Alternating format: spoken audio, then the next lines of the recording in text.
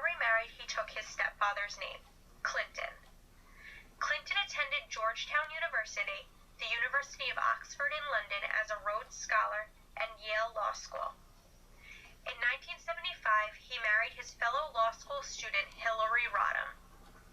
The following year, in 1976, Clinton was elected Attorney General of Arkansas, and 2 years later, in 1978, he was elected Governor of Arkansas. After his first term, he lost his second bid for governor. However, in November of 1982, he was re-elected and was elected 3 more times in 1984, 1986, and 1990.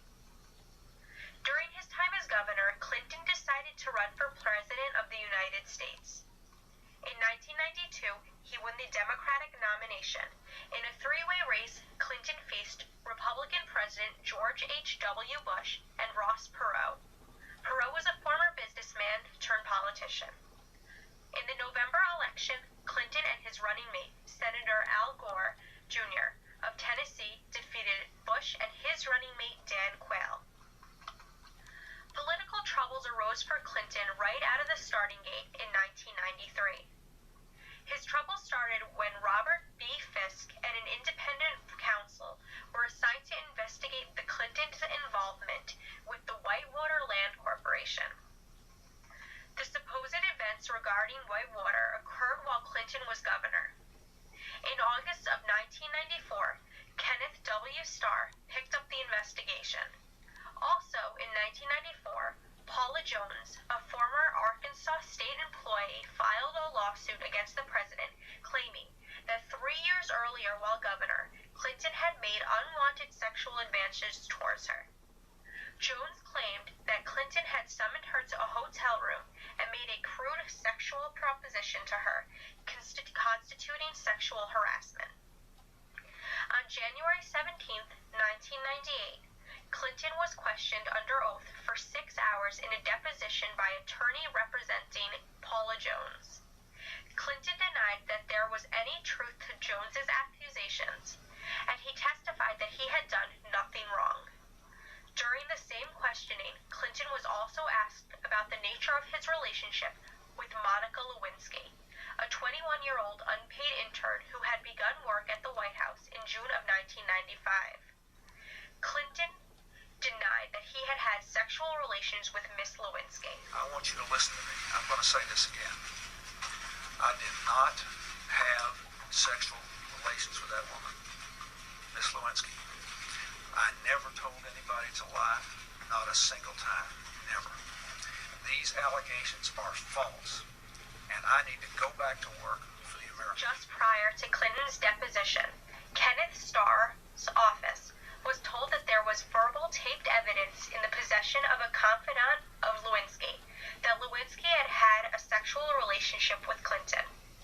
It was also said that Clinton and Vernon Jordan had urged Lewinsky to deny that such a relationship existed. On January 16, 1998, Starr requested Attorney General Jeanette Reno recommend an expansion of Starr's investigation, since new evidence suggesting a pattern of obstruction of justice and perjury had arose. A special federal court, acting on the Attorney General's recommendation, granted permission to Starr to expand his investigation. After Starr granted Lewinsky immunity from persecution, Lewinsky testified that she had indeed engaged in sexual acts with the president. Lewinsky turned over the infamous blue dress to Starr's investigators. A blood sample was taken from Clinton on August 3rd, and on August 17th, the FBI reported in conclusion that Clinton was the source of the semen on the dress. On August 17th, 1998, appearing before a grand jury, Clinton admitted to having had limited sexual contact with Miss Lewinsky. Indeed, I did have a relationship with Miss Lewinsky that was not appropriate. In fact, it was wrong. It constituted a critical lapse in judgment and a personal failure on my part, for which I am solely and completely responsible. But I told the grand jury today, and I say to you now, that at no time did I ask anyone to lie, to hide scatter, destroy evidence, or to take any other unlawful action. I know that my public comments and my silence about this matter gave a false impression. I misled people, including even my wife. I deeply... In October of 1998, the House of Representatives voted to initiate impeachment hearing to examine Starr's allegations of perjury and obstruction of justice. They made 4 articles of impeachment. Article 1, perjury before independent counsel Ken Starr's grand jury. Article 2, perjury in the Paula Jones civil case. Article 3, obstruction of justice related to the Jones case. Article 4, abuse of power by making perjurious statements to Congress in his answer to the 81 questions posed by the Judiciary Committee. On December 19th, the House approved Articles 1 and 3 of the 4 articles of impeachment drafted by the House Judiciary Committee. There was a Democratic proposal to allow censure as an alternative to impeachment, but this proposal was blocked by the Republican leadership. The Senate trial opened on January 7, 1999. The Senate was presented with videotaped depositions by Lewinsky and 2 other witnesses.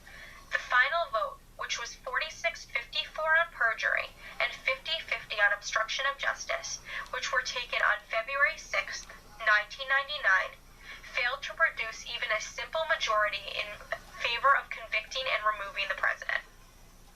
As a result of all the scandal linked to Clinton's presidency, Al Gore refused to have Clinton campaign with him. Eventually, the court dismissed Paula Jones' harassment lawsuit before trial on the grounds that Jones failed to demonstrate any damages. The dismissal went to appeal, so Clinton entered into an out-of-court settlement by agreeing to pay Jones $850,000. As a result of the Lewinsky scandal, moral character and honesty weighed heavily in the next presidential election. According to the Daily Princetonian, after the 2000 presidential election, post-election polls found that in the wake of the Clinton-era scandals, the single most significant reason people voted for Bush was for his moral character. Clinton finished his second term as president in January of 2001. On the day before leaving office, Clinton agreed to a 5-year suspension of his Arkansas law license. This agreement ended the investigation.